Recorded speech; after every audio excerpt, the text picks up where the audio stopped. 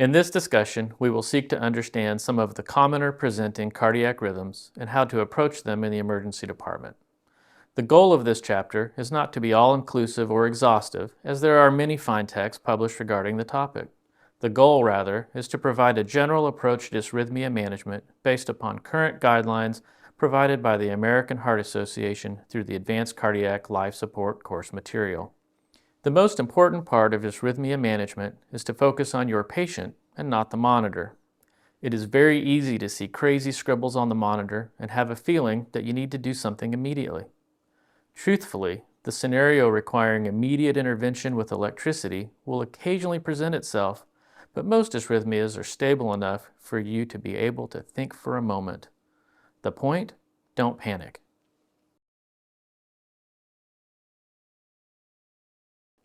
Let's begin by talking about a few general rules of thumb which will guide our discussion moving forward. For starters, it's important to recognize that many disturbances in cardiac rhythm are the symptoms of something else.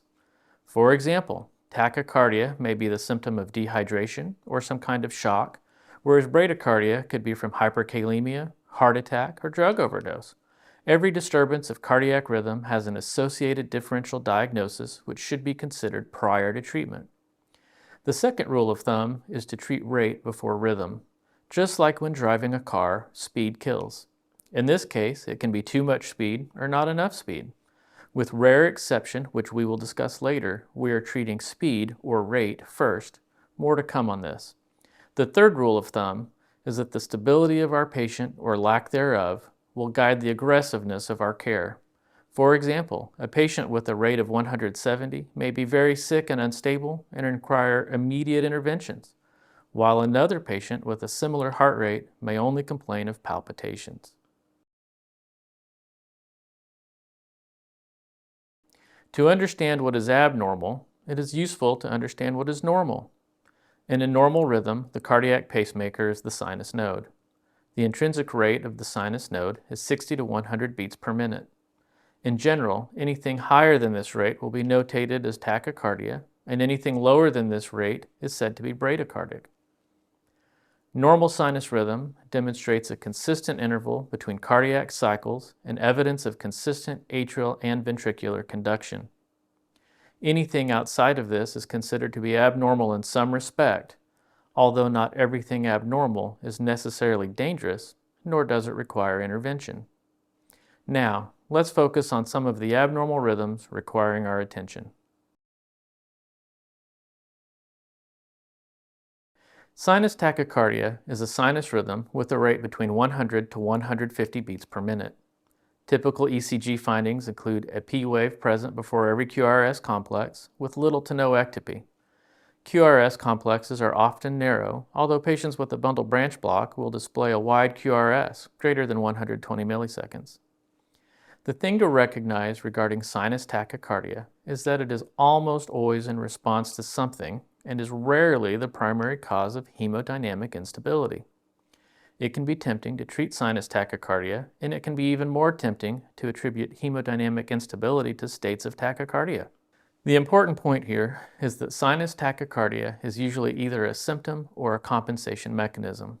For example, a patient in shock will increase their heart rate and attempt to maintain appropriate cardiac output. Other causes of tachycardia include, but are not limited to, fever, pain, anxiety, sympathomimetic or anticholinergic drug ingestion, and respiratory distress, to name a few. The key to treating sinus tachycardia is to identify the cause and treat it. This, for example, may include fluids to address volume status or shock, oxygen to address respiratory issues, or anxiolytic medications. Supraventricular tachycardia, or SVT, literally refers to a fast rhythm originating above the ventricles. In its most specific form, SVT is a form of reentry tachycardia. Think of this as a short circuit through an accessory tract adjacent to the atrioventricular node, or AVN. You may hear this referred to as AV nodal reentrant tachycardia. In some occasions, we use the nomenclature of SVT to simply refer to a fast, narrow, regular rhythm of undetermined etiology. A diagnostic conundrum that sometimes presents itself is the differentiation of SVT from something like a fast atrial fibrillation or atrial flutter. Luckily, ACLS guidelines make the treatment of this fairly straightforward. The first step in the process is to determine the stability of the patient. Stable patients have decent blood pressure, no overt evidence of shock, and normal mental status. Some would argue that chest pain in this setting could be a sign of instability. However, it is not uncommon for extremely rapid heart rates to cause chest pain and/or shortness of breath. If the patient is stable, there's time to try vagal maneuvers and medication-assisted cardioversion. If the patient is unstable, electrical therapy is indicated. As noted in the ACLS algorithm for narrow complex tachycardia, note that the algorithm does not distinguish types of narrow complex rhythms with a rate greater than 150. The following treatments are indicated. For stable narrow complex tachycardia, medication is the rule. Begin with vagal maneuvers, then move to adenosine, or consider a calcium channel blocker or cardioselective beta blocker. Unstable patients are likely to require synchronized cardioversion. Be sure to sedate patients before using electricity, as electrical therapy is somewhat uncomfortable. Atrial fibrillation has a number of causes which you should consider while treating your patient. Ischemic heart disease, valvular heart disease, thyrotoxicosis, and toxicological causes such as binge drinking, to name a few. Most of the time, the emergency department clinician needs to slow the rate of atrial fibrillation without the goal of cardioversion. As you recall from your studies, atrial fibrillation increases the risk that clot is being formed and held within the atrium. Subsequently, cardioversion could dislodge the clot and cause life-threatening issues. Until a patient can be anticoagulated and undergo transesophageal echocardiography to rule out a clot, our goal is not to cardiovert the patient, but rather to slow down the rate to allow for improved ventricular filling. On the other hand, atrial flutter has more organized atrial activity, so the risk of clot burden is less than atrial fibrillation. The first step in treating atrial fibrillation is to assess the hemodynamic stability of the patient. If they are stable, there is plenty of time to figure out what is happening and to decide upon approach to care. Regardless of stability, it is important to determine if there is a reversible cause that needs to be addressed. In other words, is the atrial fibrillation the cause of the instability, or is it a symptom of the instability?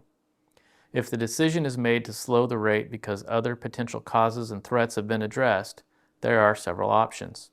Calcium channel blockers such as diltiazem and beta blockers such as metoprolol are both good choices because they have relatively quick onset and a good safety profile.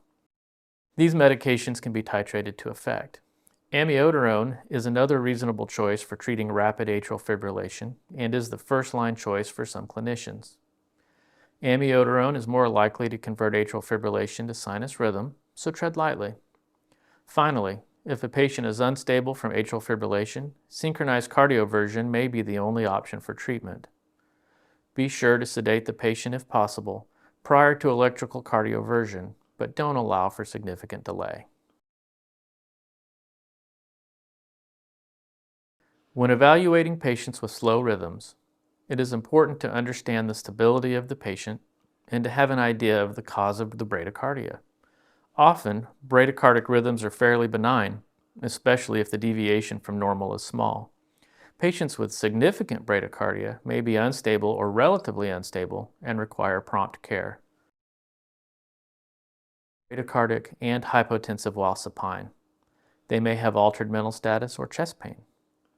As with all other abnormal rhythms, it is important to ascertain if the rhythm is the main derangement, the entree, or a symptom of something else, the side item. Causes of bradycardia include acute coronary syndrome, drug overdose, hypothyroidism, hyperkalemia, and hypothermia, to name a few. In these patients, temporary pacing may be called for while the underlying cause is treated. Primary causes, such as a sick sinus or an AV nodal block, may require the urgent placement of a permanent pacemaker. Treatment options are few. In a stable patient, treat the underlying cause and consult cardiology if the need for pacemaker placement is anticipated. It is reasonable to treat these patients with atropine or small doses of epinephrine, but many patients will require temporary pacing. Keep in mind that bradycardia from hyperkalemia is typically very responsive to rapid treatment with usual entities of calcium chloride, sodium bicarbonate, dextrose, and insulin. Finally, it's worth mentioning that patients with a third-degree AV block, sometimes called a complete heart block, are Finally, it's worth mentioning that patients with a third-degree AV block, sometimes called complete heart block, are almost always unstable and are usually unresponsive to medications. The hallmark of the third-degree AV block is a very bradycardic rate, often around 30 beats per minute, as the intrinsic ventricular rate is 20 to 40 beats per minute, with P waves disassociated from the QRS complex. In this situation, the AV node is not allowing impulses from the atria to conduct to the ventricles, so the ventricles fire at a slow intrinsic rate. This is a bona fide emergency requiring prompt cardiology consultation. Wide complex tachycardias, WCT, are quite unsettling. We tend to assume that all wide complex tachycardias are ventricular tachycardia, but this is not the case. Wide complex tachycardias can certainly be ventricular tachycardia, but may also represent antidromic WPW, supraventricular tachycardia, or atrial fibrillation with aberrancy, or a fast bundle branch block. The good news? Knowing exactly which one of these we are dealing with is not required to be effective. Like all other dysrhythmias, the first order of business is to determine stability and consider the causes. Maybe something in the history will point to a reversible cause. With regards to wide complex tachycardias, we also want to know if there is a pulse. Seems like a silly question, but it's important nonetheless. Patients without a pulse will be treated with ACLS protocols including CPR, defibrillation, and antidysrhythmics. Patients with a pulse should be further parsed into stable and unstable categories. Stable patients will be treated with lidocaine or amiodarone and monitored closely for decompensation. Unstable patients will be subjected to synchronized cardioversion. The last important dysrhythmia to discuss is ventricular fibrillation. Quality CPR is of the utmost importance. The cornerstone of treatment is defibrillation sooner rather than later. Although drugs may be given during resuscitation efforts, their utility is questionable. Epinephrine can be given every 3 to 5 minutes, similar to asystole. If shocks are not effective, add 300 milligrams of amiodarone. For refractory ventricular fibrillation, persistent after 4 or 5 shocks, consider double sequential defibrillation. In this situation, the goal is to increase the amount of cardiac tissue subjected to electrical therapy. Consider providing esmolol to patients receiving double sequential defibrillation, as it may increase success. The preceding material is in no way meant to be exhaustive, but is meant to serve as a general guide regarding the approach to dysrhythmias. There are many cardiac dysrhythmias encountered in clinical practice. An astute clinician will assess for stability of the patient and use a thorough history and physical to determine priorities of care. Compensatory rhythms should be approached by treating the cause, whereas primary cardiac dysfunction may require antidysrhythmics or electrical therapy. Use an organized approach, such as suggested by the American Heart Association Advanced Cardiac Life Support Guidelines, to ensure safe and effective care. For Team Health, I'm Dr. Patrick Cody. Thanks for watching.